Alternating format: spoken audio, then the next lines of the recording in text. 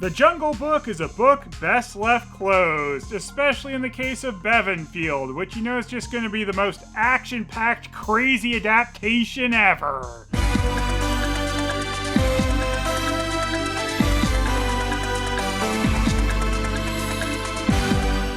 Bevanfield's Jungle Book is kind of a strange one because, as far as I can tell, it never made it to DVD, not even the free DVD with a scandal rag form, so this is where it was nice that I have a PAL VCR. I suppose it is possible, though, that this Bevanfield monstrosity made it to VCD in Turkey, as I have found that release for their Beauty and the Beast. Yes, this is the Bevanfield version of the movie, despite using assets from the Disney one all over it, so I'm sure any Turkish child that happened across this was very disappointed back in the day. I mostly picked this up just because I was curious to see what version was on it, and I'm still trying to find the GM Tune version, which I know is on VCD. I thought, though, this was going to be one of the Golden Films versions, especially as they mostly have Golden Films and Good Times advertised with it. I was honestly quite surprised when it loaded up the Turkish version, one of the sleepiest movies in the world.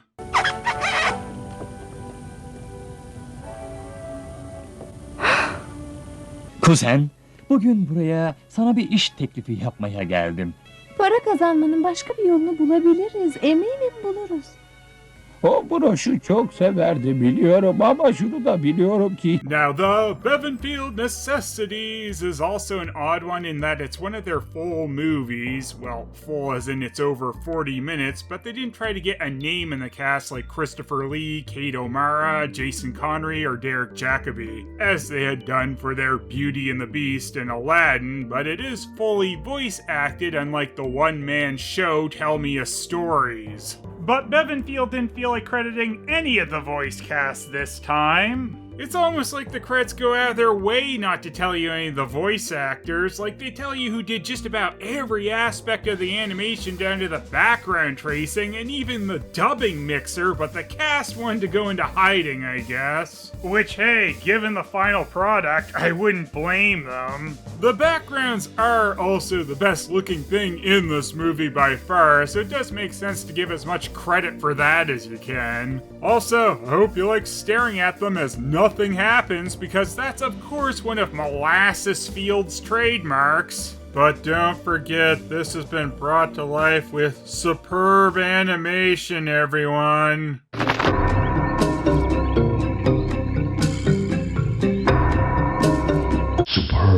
Shere Khan has definitely seen some better days. So it's not until 2 minutes and 33 seconds in that anything is actually said in this movie. And by something said, I mean the scream of Mowgli's family as Shere Khan eats them. So, hey, props to Bevanfield for including that, I guess. For the first piece of actual dialogue, you have to wait until 3 minutes and 14 seconds in. It's time to hunt again. Of course, I am counting from the super slow logos at the beginning because absolutely everything on a Bevanfield flick despises the audience. Excuse me for disturbing you. It is only I, Tabaki the Jackal. And I look like I belong in a completely different cartoon compared to the wolves. Tabaki the Jackal was Shere Khan's henchman in the book, which is kind of surprising that Disney omitted because they usually love slightly doofy henchmen. They have a conversation that takes 10 years about Walkie Tabaki coming in and chewing some bones, which bores Raksha here to death, apparently. By the by, Shere Khan, he tells me, has shifted his hunting grounds. He's breaking the law of the jungle by killing man. I don't know, considering that man made this movie, I think Shere Khan might be in the right. Sooner or later, it'll mean the arrival of men on elephants with guns. Or it would if our animators weren't too lazy to put that in. Shere Khan is lucky. It's because he's lame. Ready! So the wolves are a bigger part of the story like they were in the book, which is one of many things Bevanfield adapts more directly than the Disney version did. It's just, of course, the execution that leaves absolutely everything to be desired. Get out, Tabaki. Go and hunt with that mangy, frog-eating master of yours. Oh, I sure hope Shere Khan isn't eating any of the Bevanfield beast's beloved frogs. By the way, Mowgli is supposed to mean frog in the wolf's language, so that's some real good foreshadowing. I guess. Maybe. Not really. I will call him Mowgli, the frog. Can you hear him? Can you hear Shere Khan? That's very dingo pictures of you, Bevanfield. The fool! To begin a night's hunting with that noise. Does he think that the cattle around here are as fat as those in the valley? It isn't cattle that he's hunting tonight. It's man. I know that somehow, just from Shere Khan making stupid noises. Man? Aren't the cows and jungle frogs enough for him? Why am I surprised by that when I said he was hunting man earlier? A man. A man's cub. I've never seen one. Bring it here. I'm not sure we should. We can't leave him there. I suppose you're right. Man always brings trouble to the jungle. Why does man bringing trouble mean that she's right and you should invite that trouble into your den? What the hell was that? That just seems like a temp noise that they left in the final product. It's in here, my lord. And suddenly my nose isn't colored in.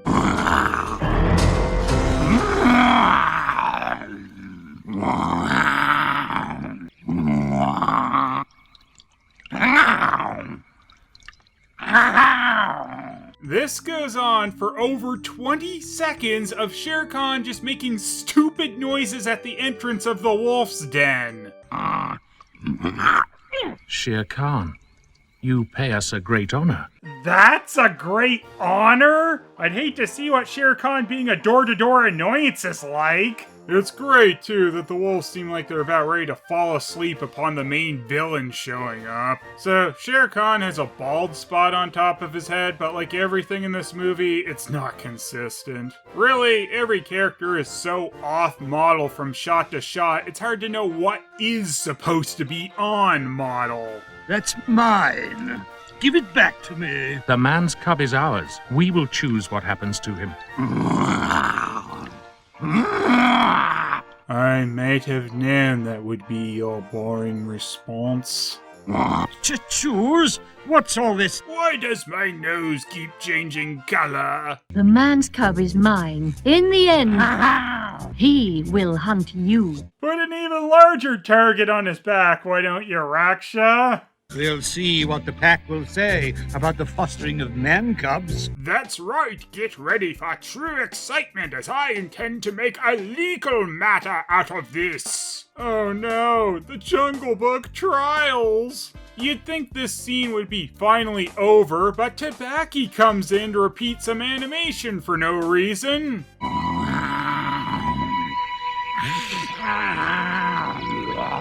Wow, he sure does throw a never-ending temper tantrum. Bevanfield then rocks the house with the Wolf Council as they decide if the stupid man baby should be allowed to stay or not. Luckily, the wolves have made Mowgli a diaper for the trial, as they are known to do. And I sure hope you are ready for the overstimulation of wolves turning their heads from side to side.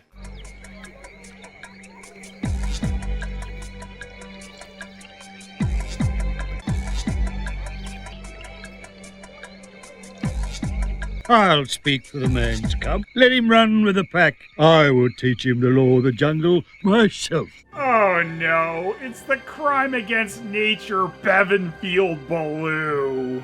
I seriously don't think anyone working on this cartoon has ever seen a bear. I really just don't understand how you make a bear look as ugly as they have made Baloo in this cartoon. Baloo apparently has the body of a fat old man with saggy boobs and has a visible belly button, so apparently he has a bare chest. Bare-chested Baloo is the farthest thing from a bare necessity. There's a few angles where Baloo isn't quite as ugly and it looks like he might have fur on his entire body, but the majority of this movie makes him into this weird bear gorilla monstrosity you see before you. I will kill one zebra in return for his life. Sweet, yeah, we hate the zebras. It's a deal. You should learn by heart as much of the law as applies to you. I will be teaching you the wood and water laws.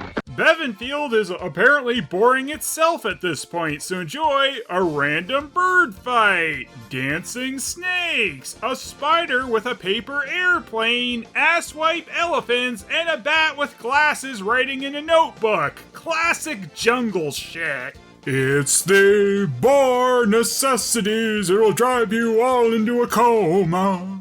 And be still. You said it, Wolf. All these things are the marks of your brothers, except Tabaki the jackal, whom we hate. I love teaching hate to the young. Mowgli, did you hear that? So, whom do we hate? Anyone?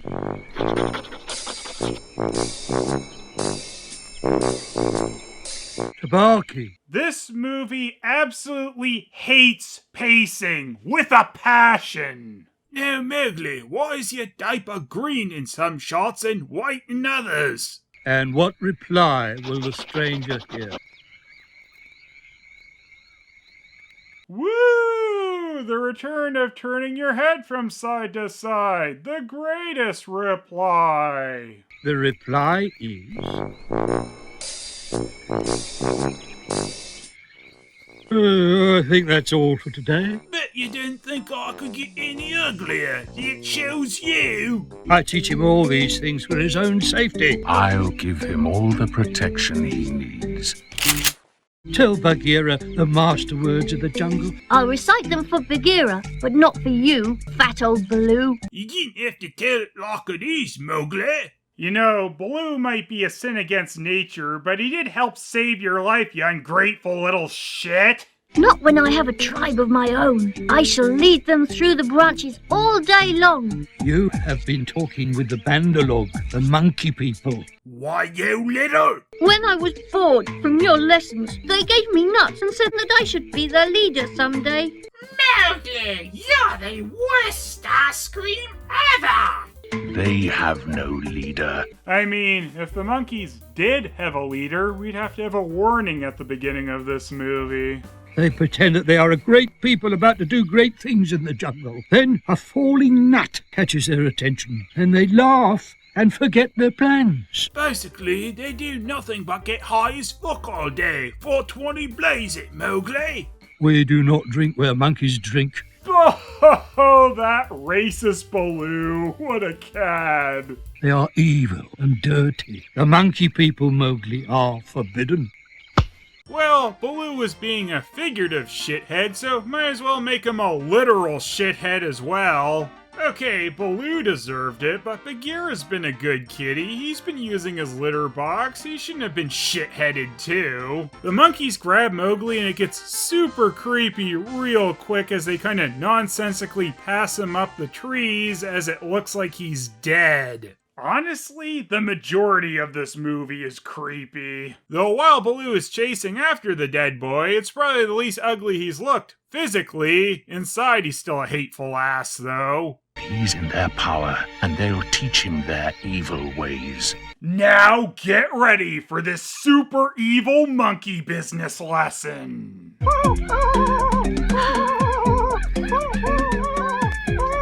Did you get all that? Don't forget. We need help. Who do the Bandalog fear most? Kaa, the rock snake. So yeah, Kaa is actually a good guy, which is something that was true of the original book version of Kaa as well. He wasn't bad until Disney turned him into evil Kai the Pooh. Just you wait till I get you in my coils. Kai the Pooh and Piglet the Ripper were quite the duo back in the day. Everybody keep back! I'll kill her! I'll kill her! Keep back! Anyway, Baloo and Bagheera have to spend 3.5 minutes now convincing Kaa to help them save the bratty man cub from the stupid monkey village. The thing that gets me the most about this scene is Bagheera's dead inside stare and awkward pointing at Kaa from around the leaves. Footless yellow earthworm, I think it was. Is that what they said? Something of the kind, yes. They'll say anything, those Bandalog.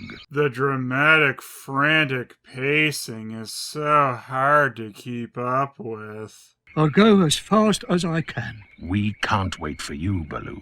We can spend forever explaining the situation, but now we're in a hurry. Who made this stupid monkey statue? The monkeys? What do you want now? Yeah, what a dire situation over at the Lost City.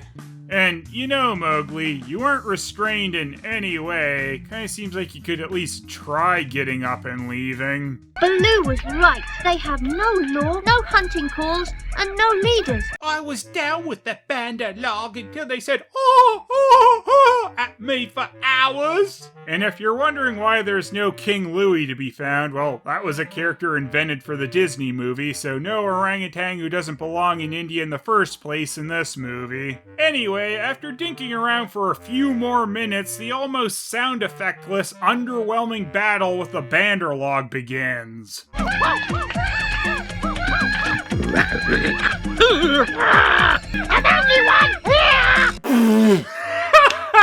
Stupid surprise monkey. I've been here before. The Bandalog decide to put Mowgli away for safekeeping by dropping him down a well. Oh, is that monkey dead? I sure hope so, but this battle is getting pretty dire. I don't know how much more light tapping Bagheera can handle. I do love Baloo just smashing his way in here, but again, it's weird with the lack of sound effects. I can't hold them off much longer, Oren. Where's Kaa? Bagheera's now in rough shape, or he's completely fine depending on which shot he's in. Kaa finally decides to start doing something as he silently gets Mowgli out of this well tower thing.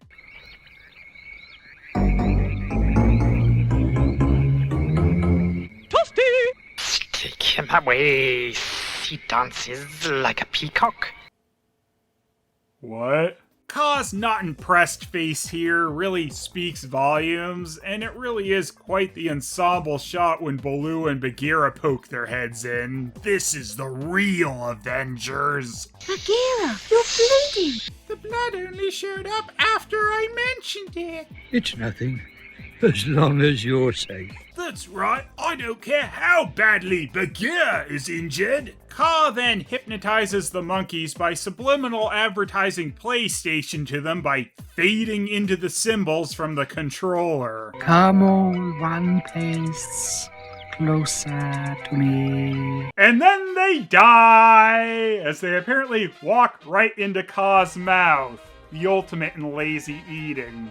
I nearly walked down his throat along with those Bandalogs. I bet old Kaa had a sore nose after that battle. His nose is sore on your account. None of us will be able to hunt for days. I'm sorry, Bagheera. Sorry, I'm such an ass. What do you want? Akela the wolf has been deposed. All right, more wolf politics. Back to the good stuff.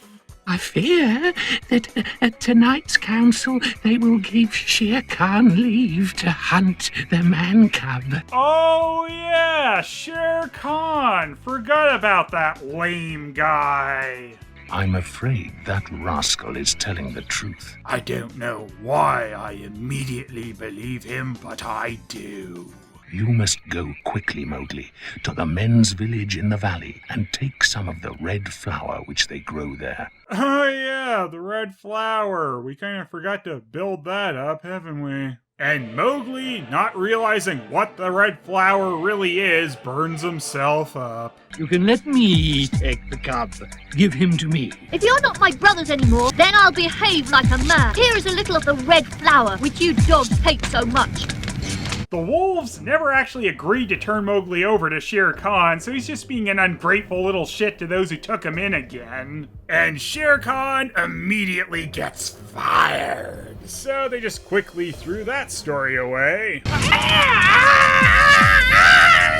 Well, that's more graphic than Shere Khan getting burned in the Disney version, I guess. What is it, Bagheera? What is wrong with me? Am I dying? We can only hope. I don't want to leave the jungle. Well, the jungle doesn't want you. Get out. I must say goodbye to my mother. Probably should apologize for that whole fire thing. Bagheera, do you think Mowgli will be all right? No. Look at him dying in the man village just off screen that we aren't going to show. It's amazingly brutal. And wow, now Kaa is eating them. Good stuff. That makes me a sad ugly Baloo, it does. Shut up. And thus ends the longest version of the Jungle Book. At least it certainly felt that way. It's not like it would fix everything, but if you cut out a lot of the super long, pace-destroying pauses and had some livelier music for certain parts, it would help a lot. He's not afraid. Shere Khan. That's mine. Give it back to me. Wolves only take orders from the head of the pack, not from any striped cattle killer. The man's cub is mine, and in the end, he will hunt you. Mowgli was especially useless in this version of the story, and Baloo is as ugly on the inside as he is out. But at least there was a good monkey dinner brought to you by PlayStation for Kaa. I really hope I actually finished making this review of the Bevanfield book, because I'm not entirely convinced I ever actually woke up after watching it. So, if you have insomnia, I highly recommend this movie.